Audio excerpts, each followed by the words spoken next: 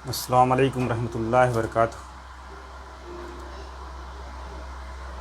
अजीज़ तलबा, आज हम इस वीडियो में जो पढ़ने जा रहे हैं उसका टॉपिक है स्टैटिस्टिक्स या शुमारियात। हमने पिछली जमातों में भी इसके बारे में बहुत सारी मालूमात हासिल की है, यानी कि सवाल इस पर हल किए हैं। यहाँ पर हमको दो तरह का पढ़ना है। एक मरकज़ी रुझान की पैमाइश, जिसमें हमको मीन, मीडियन, मोड यानी बयानिया, वस्तानिया और कसीरिया पढ़ना है। और दूसरा पढ़ना है हमको शुमारियाती मातियात की तरसीम के ज़रिए पेशकश। उसमें हमको पढ़ना है मुस्ततिली तरसीम, तादुदी कसीर जलई और दायरवी तरसीम। ये पिक्चर डायग्राम होगा, बनाना रहेगा हमको। इससे पहले हमने पढ़ चुके हैं पिछली जमातों में कि सुतूनी तरसीब, फ़ीसदी सुतूनी तरसीब, मुतसल सुतूनी तरसीब, या बहुत सारी तरसीमें जो पढ़ चुके हैं पिछली जमातों में, उसी से लगी हुई मुस्ततिली तरसीब, दायरवी तरसीब और कसीर जलई हमको पढ़ना है, तादुदी कसीर जलई। तो सबसे पहले हमको पढ़ना है मरकज़ी रुझान यानी सेंट्रल टेंडेंसी, जिसमें जमातबंद तादुदी जदवल के लिए मयानिया, वस्तानिया और कसीरिया मालूम करना है। एक मैथ्स की एक ऐसी शाख है, ऐसी ब्रांच है जो आगे चल कर के, आप अभी एक चैप्टर में पढ़ रहे हैं, ये आगे चल कर के एक पूरी मैथमेटिक्स की शाख हो जाती है। यानी कि जब आप हायर एजुकेशन में जाएंगे, आला तालीम में, तो एक सब्जेक्ट हो जाता है, या एक कहिए कि आपको उसमें एक ही स्टैटिक्स पढ़ाई जाती है सिर्फ। और ये बहुत ही अहमियत की हामिल है, क्योंकि इसमें ये तमाम शोबों से मुंसलिक है, जुड़ी हुई है।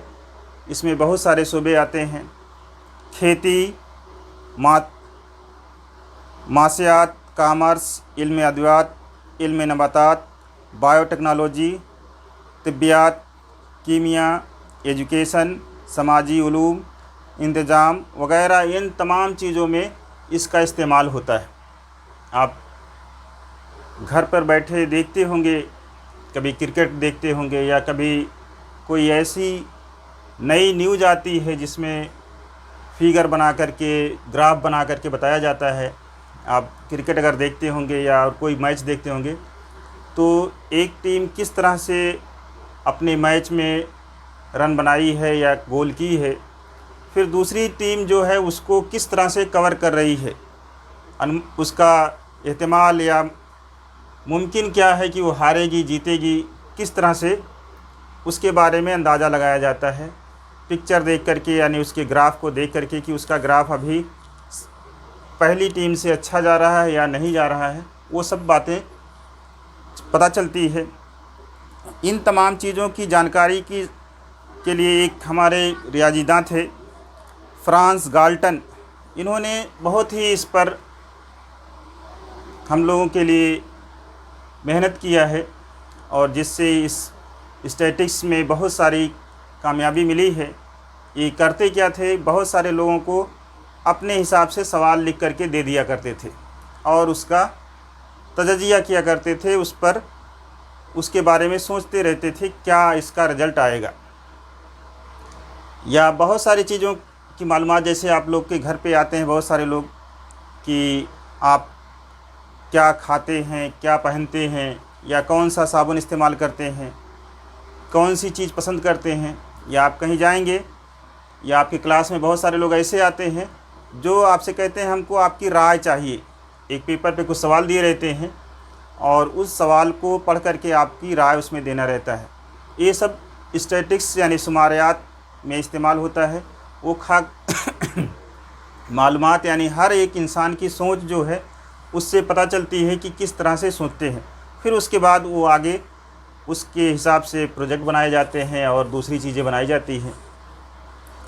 तो फ्रांस गाल्टन ने सबसे पहले, जब आपको अभी मालूम है कि हर एक इंसान के फिंगरप्रिंट अलग अलग होते हैं, उस ज़माने में उन्होंने इनकी ज़िंदगी जो है 1822 से लेकर के 1911 तक थी। उस ज़माने में उन्होंने ये पता लगाया था कि हर एक इंसान के अंगूठे का निशान यानी कि फिंगरप्रिंट्स जो है अलग अलग होता है। उन्होंने बहुत सारे इंसानों के फिंगरप्रिंट्स को इकट्ठा करके उसको ये बता दिया कि अगर इनके फिंगरप्रिंट्स को मिलाया जाए यानी कि किसी ढेर सारे लोगों को, तो उसमें से एक दूसरे से मिलने वाले फिंगरप्रिंट्स की तादाद कितनी होगी? 0 होगी, 0 होगी। यानी कि कोई भी 2 इंसान का फिंगरप्रिंट एक दूसरे से नहीं मिलेगा। ये देखिए कुदरत की बनाई हुई चीज़ है कि फिंगरप्रिंट के अंदर हर एक इंसान लाखों करोड़ों अरबों ज़िंदगी जितने दुनिया में आए, जितने हैं और जितने आएंगे, सबके फिंगरप्रिंट अलग अलग हैं।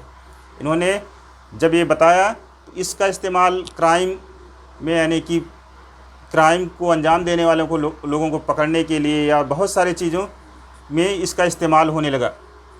आजकल आप देखते होंगे कि जब भी आधार कार्ड बनवाने जाते हैं या कोई भी ऐसा काम करवाने जाते हैं, लाइसेंस बनवाने जाते हैं, ड्राइविंग लाइसेंस, पासपोर्ट, सब जगह पर फिंगरप्रिंट लगता है। ये सब फ्रांस गाल्टन की ही देन है कि उन्होंने इस तरह से बताया था और कि ये जो है एक दूसरे से मिलते जुलते नहीं हैं। तो उन्होंने बहुत सारे तजर्बात किए थे। हमने पिछले साल कुछ रुझान पढ़े हैं, उसमें ख़ास तौर से गैर जमात बंद तादुदी जदवल बना करके हमने मयानिया, वस्तानिया और कसीरिया मालूम किया है। लेकिन यहाँ पर हमको जमात बंद तरीके से मयानिया, कसीरिया और वस्तानिया मालूम करना है। इसमें कुछ एक्टिविटी दी गई है। पेज नंबर 130 पर 2 एक्टिविटी दी गई है। पहली एक्टिविटी में कहा गया है कि आपकी जमात में तमाम तलबा की ऊंचाई नापकर सेंटीमीटर में दर्ज कीजिए। आप महसूस करेंगे कि कई तलबा की ऊंचाई किसी ख़ास अदद के गिर्द या उसके आसपास मरकज़ है। यानी कि अगर आप अपने क्लास के या अपने आसपास हम उम्र बच्चों की ऊंचाई नापे तो आप देखेंगे कि हर क्लास में, चौथी क्लास, 5वीं क्लास, 6ठी क्लास में, तो एक ऊंचाई ऐसी होगी कि उस ऊंचाई के करीब करीब तमाम तलबा की ऊंचाई होगी। तो इसी को सेंट्रल टेंडेंसी कहते हैं या मरकज़ी रुझान कहते हैं। जिस अदद के इर्द गिर्द तमाम अदाद आती हैं उसी को मरकज़ी रुझान कहते हैं, यानी वो मरकज़ बन जाता है। फिर इसी तरह से अगर आप तमाम बच्चों का वज़न नापिए, वज़न कीजिए और हर एक, जैसे एक क्लास के बच्चे रहते हैं वो तकरीबन एक ही साल का फ़र्क होता है उनकी उम्र में, तो उनके वज़न में भी ज़्यादा फ़र्क नहीं होता है। अगर आप सबका वज़न निकालेंगे तो उसमें आप देखेंगे कि सबके वज़न करीब करीब, कुछ बच्चों को छोड़ करके एक अदाद के करीब मिलते जुलते रहते हैं। ये अगर आपको जानकारी हासिल करना है ऊंचाई या वज़न, तो आप अपने पीटी टीचर से मिलिए और उनके पास हर साल हर क्लास के बच्चों की ऊंचाई, वज़न, ये सब लिखा हुआ होता है। उनके पास इसका रिकॉर्ड होता है कि, और आप उससे अंदाज़ा लगा सकते हैं कि किस क्लास के बच्चे में की ऊंचाई किस अदद के इर्द गिर्द घूमती है या वज़न किस अदद के इर्द गिर्द घूमता है। इस तरह से आप पता लगा सकते हैं। या किसी ख़ास तौर के दूसरा अमली काम जो दिया गया है इसमें, पीपल के दरख्त के नीचे गिरे हुए पत्तों को जमा कीजिए, यानी कि पत्तों को जमा करिए। किसी ख़ास पौधे का, एक ही पौधे का पत्ते को आप इकट्ठा करिए और कुछ तलबा को या अपने क्लास के तलबा को दे दीजिए कि उसकी लंबाई नापें। तो लंबाई अगर नापी जाएगी तो तकरीबन हर पत्ते की लंबाई बराबर होगी।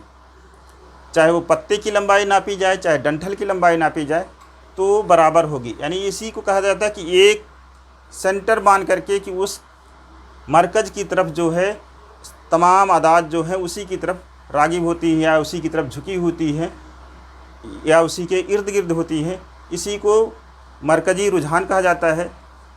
हमने पिछली जमात में यानी 9th में जो मरकज़ी रुझान पढ़ा है उसमें हमको मयानिया, वस्तानिया जो है गैर जमात बंद तादुदी जदवल का बताया गया था। यहाँ पर हमको जमात बंद तादुदी जदवल का मयानिया, वस्तानिया और कसीरिया पढ़ना है। ये जमात बंद इसलिए किया जाता है क्योंकि इसमें जो हमने पिछली जमात में पढ़ा है वो कम तादाद में अदाद या शुमार जो रहते थे उसका हमको निकालना रहता था, लेकिन यहाँ पर अगर तादाद ज़्यादा है तो उसको ग्रुप बना करके, उसको जमात बना करके हल किया जाता है। तो हमको यहाँ पर जो पढ़ना है, क्या पढ़ना है, जमात बंद तादुदी जदवल का मरकज़ी रुझान मालूम करना है, यानी सेंट्रल टेंडेंसी मालूम करना है।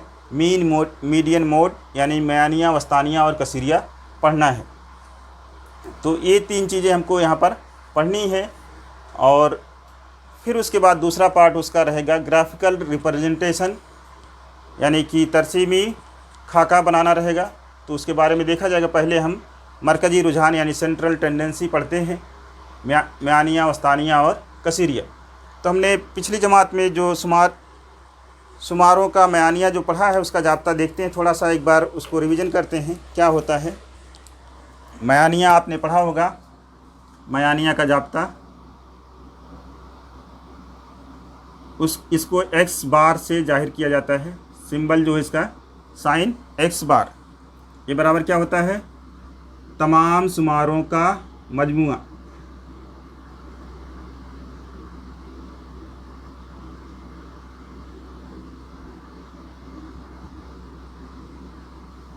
बटे शुमारों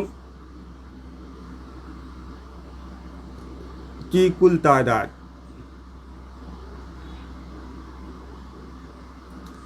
इसी को जब साइन के शक्ल में लिखा गया था तो इस तरह से लिखा गया था, सिग्मा एफ आई या एक्स आई लिखा गया था अपान एन, और यहाँ पर एन बराबर एन लिखा गया था और एन आई लिखा गया था, और आई बराबर जो है 1 2 3 इस तरह से लिखा गया था। यहाँ पर एन लिखा गया था, एन क्या है, एन आई की जहाँ पर 1 2 3 यानी पहला रुकन, तीसरा, दूसरा रुकन, तीसरा रुकन, इस तरह से एक्स बार। पहला हमने जाब्ता जो पढ़ा था सिग्मा एफ आई बटे एन या एफ पढ़ा गया था, दोनों बात एक ही होती है। ऐसे ये नहीं लिखा गया था, उसकी क्या बोलते हैं, लिमिट एक्स सिग्मा एक्स आई अपान एन या एफ पढ़ा गया था। तो यहाँ पर होता है ये जो है एक्स बार जो होता है ये मयानिया की अलामत है, और एवरेज औसत जिसको कहते हैं वो मयानिया होता है। मयानिया जो है ये उर्दू की थोड़ा सा दूसरी शक्ल बदली हुई है। औसत, वस्त जो होता है उसी को मयानिया कहा जाता है। यहाँ पर थोड़ा सा नफीस उर्दू या कहिए कि गाढ़ी उर्दू इस्तेमाल की जाती है। शुमारियात में कुछ उर्दू के जो अल्फाज इस्तेमाल किए जाएंगे वो जो है आम अल्फाज से हट करके होंगे, यानी कि जो सादे सूदे जुमलों में इस्तेमाल किए जाते हैं वो नहीं इस्तेमाल होंगे, उसके अलावा बढ़ चढ़ करके इस्तेमाल होंगे। उसके बारे में आपने 9th में पढ़ा होगा। जैसे बड़ी अदद को आज़म अदद, या छोटी अदद को अकल अदद, या और कुछ ऐसे आते हैं, ऐसे रुकन आते हैं जैसे तादाद को तादुद कहा जाता है, मातियात, डाटा या मालूमात को मातियात कहा जाता है। तो ये सब टर्म जो हैं यहाँ पर अलग अलग जो हैं इस्तेमाल होते हैं, लेकिन उसके माने सिंपल ज़बान में वही होते हैं, लेकिन यहाँ पर थोड़ा सा अलग नाम से जाना जाता है। औसत को औसत ना कह करके मयानिया कहा जाता है, या वस्त ना कह करके क्या कहा जाता है, मयानिया कहा जाता है। और इसको एक्स बार से दिखाया जाता है। और एक्स आई जो होता है, एक्स आई का मतलब पहले रुकन की कीमत, एन आई बराबर 1 यानी पहला रुकन, आई बराबर 2 यानी दूसरा रुकन।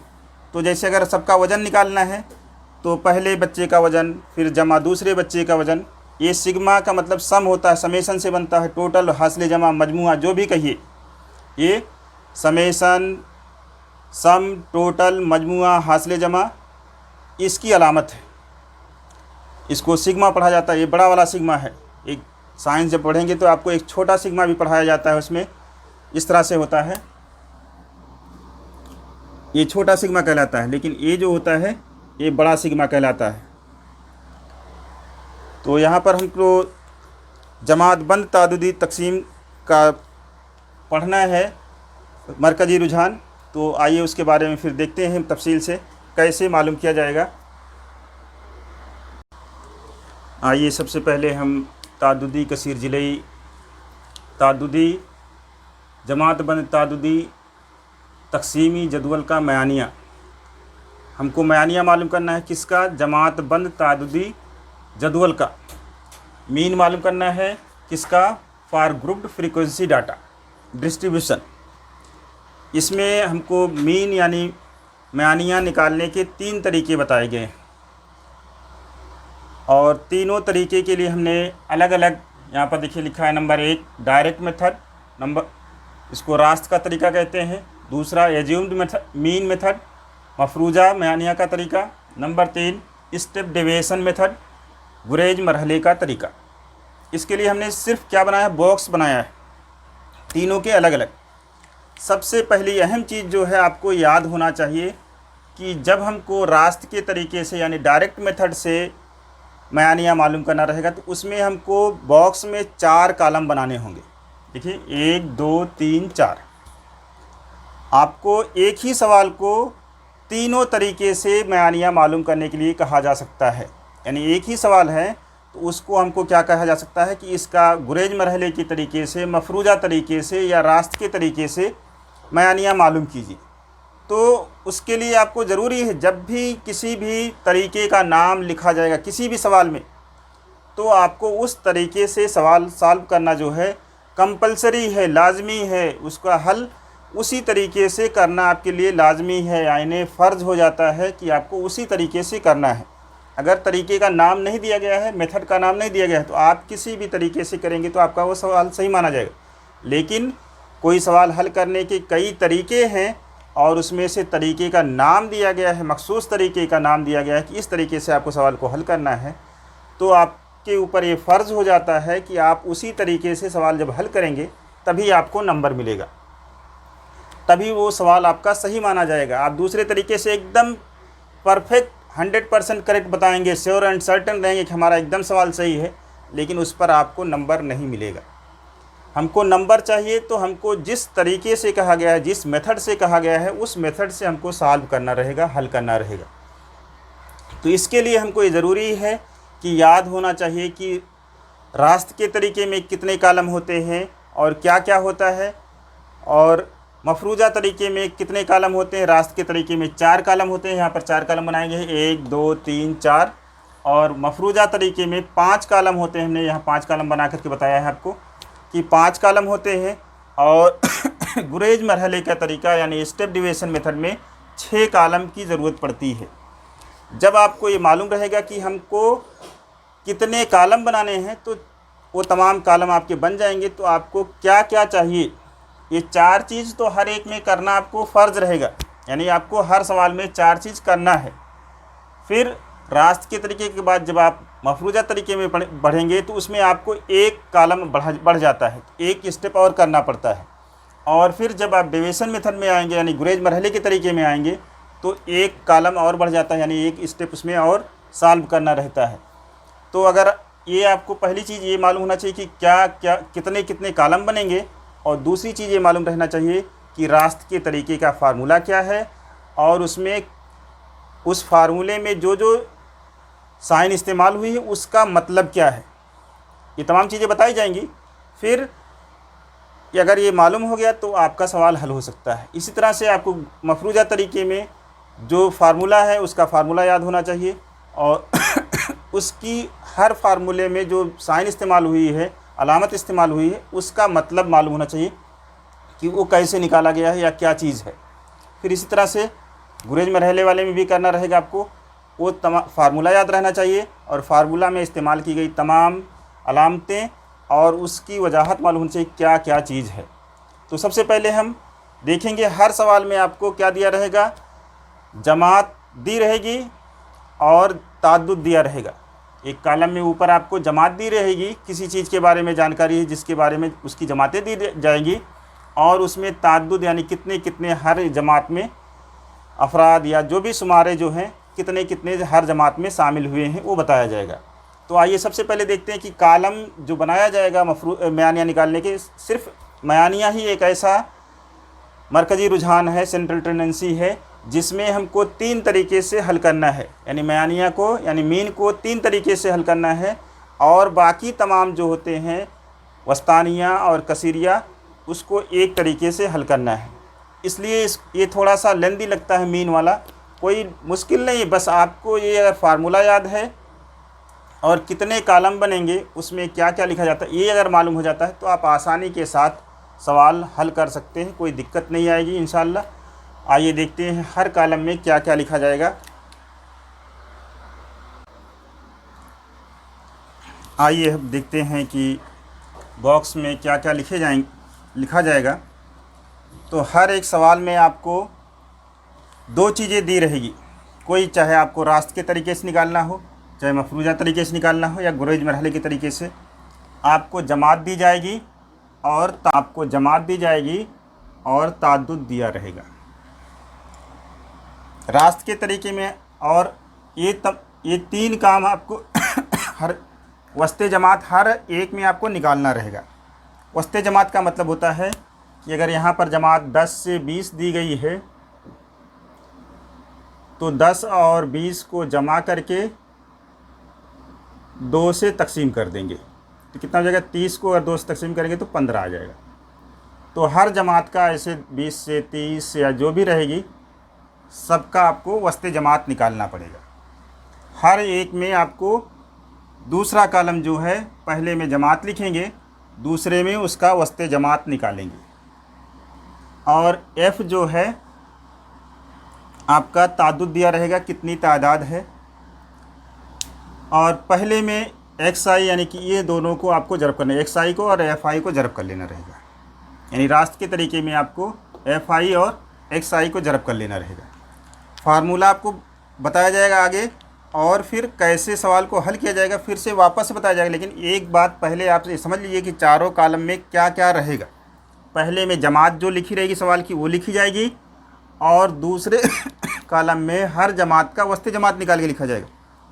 तीसरे कॉलम में सवाल में जो आपका ताद्दुद दिया गया है वो लिखा जाएगा, और फिर चौथे कॉलम में XI यानी कि दोनों पीछे वाले कॉलम का हासिल ज़रब निकाला जाएगा।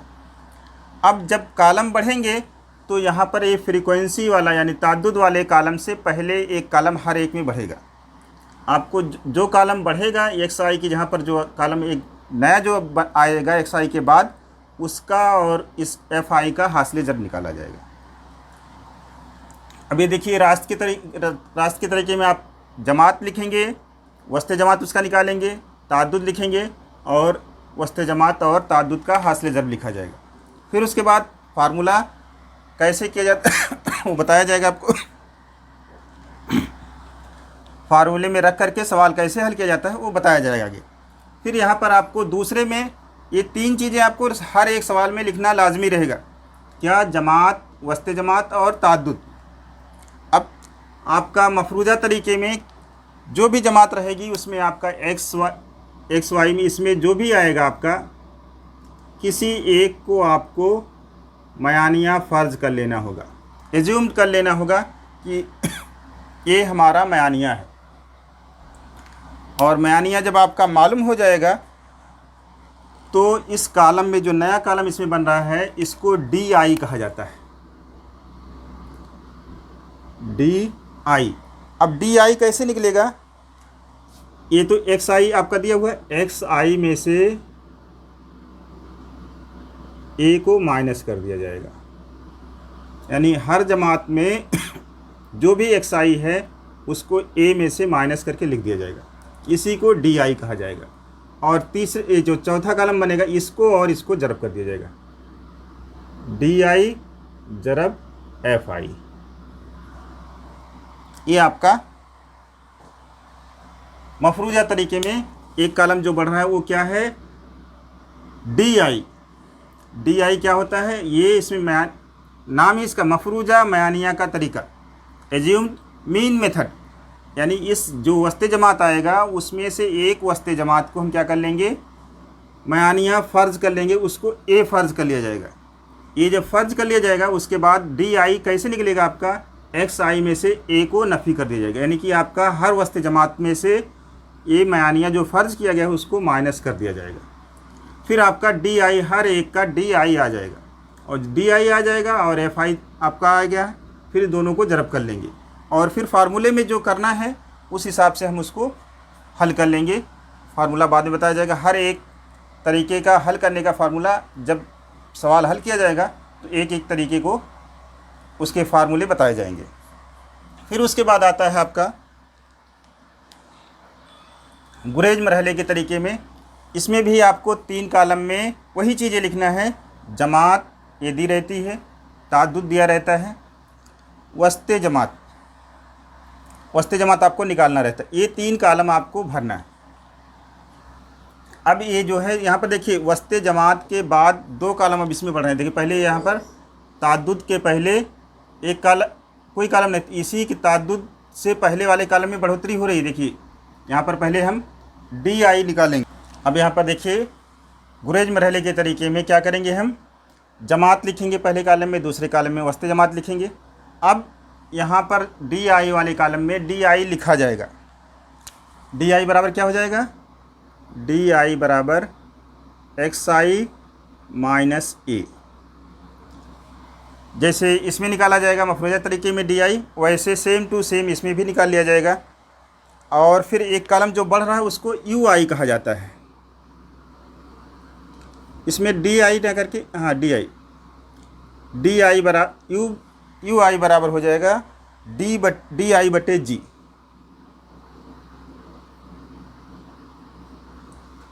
और यू आई जो आ जाएगा उसको इसमें और एफ आई से मल्टीप्लाई कर दिया जाएगा। अब डी आई आपका क्या आया है, उसको जी से, जी यानी इस डी आई में जितने भी आए हैं, जो भी अदद आई है, उन सब का मीम जाल अलिफ। अब मीम जाल अलिफ क्या होता है आपको ये मालूम होना चाहिए। यानी कि एक ऐसी अदद चाहिए जो हर इसको डी आई की कीमत को तकसीम कर देती हो। तो सबसे पहले तो सबसे छोटी अदद देखी जाएगी, ये ध्यान रखना है आपको। ज़्यादातर सवाल में यही है कि जी क्या होता है, जो इसमें सबसे छोटी अदद आती है। लेकिन हर बार ऐसा नहीं होगा, किसी एक आध सवाल में आपका जी जो है अलग आ जाएगा। तो हर सवाल तो सबसे छोटी अदद लेने में हल हो जाएगा, लेकिन अगर आपको स्टार वाला सवाल देखना रहेगा तो उसमें ये जो है डी आई जो है हर की छोटी अदद जो है वो जी नहीं कहलाएगी। आपको मीम जाल अलिफ निकालना पड़ेगा। मीम जाल अलिफ क्या होता है, वो बड़ी अदद जिससे वो तमाम अदद तकसीम हो जाती है, जिसका हम मीम जाल अलिफ निकालते हैं। तो मीम जाल अलिफ निकालने के लिए अगर सबसे छोटी अदद से सब डी आई तकसीम नहीं होता है तो उससे छोटी अदद जो है ऐसी लेंगे कि जिससे सब तकसीम हो जाती है और फिर उसके बाद सवाल आगे हल किया जाएगा। ये बात अगर आपको वाज़े तौर पे समझ में आ गई है कि हमको 3 चीज़ें हर चीज़ में हर एक बॉक्स बनाते वक्त लिखना ज़रूरी है। क्या, जमात, वस्ते जमात और ताद्दुद। इजाफ़ा कहाँ होगा, ताद्दुद से पहले वाला कॉलम जो है उसमें इजाफ़ा होगा। तो दूसरे कॉलम में जब 4 के बाद 5 करेंगे तो एफ आई लिखने से पहले जमात लिखेंगे, वस्ते जमात लिखेंगे। एफ आई ताद्दुद लिखने से पहले एक कॉलम छोड़ देंगे, उसको आपको डी आई कहा जाता है। फिर उसके बाद ताद्दुद लिखेंगे, फिर आपका जो आ जाएगा डी आई और एफ आई हो जाएगा। इसी तरीके से फिर वापस से जमात लिखेंगे, वस्ते जमात, डी आई वाला कॉलम आ गया।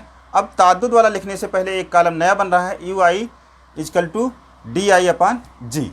और फिर ये जो आता है दोनों साथ में लगे हुए एफ आई और उससे पहले वाला जो जदवल है उसकी जो भी अलामत रहेगी उन दोनों का हासिल ज़रब निकाला जाता है। फिर उसके बाद अब आइए देखते हैं इंशाअल्लाह अगली वीडियो में ये देखेंगे कि हर एक मयानिया निकालने के तरीके में क्या जाब्ता लगता है और उसको किस तरह से हल किया जाता है। ये तमाम चीज़ें आपको ध्यान रखना है। अगर ये जदवल आपको याद है, टेबल याद है कि इसमें 4 कॉलम है, इसमें 5 कॉलम है और इसमें 6 कॉलम है, तो आपको भरने में आसानी रही। यानी क्या क्या लिखा जाएगा वो अगर आपको याद है तो सवाल एकदम आसानी से हल हो सकता है। जज़ाकल्लाह खैर।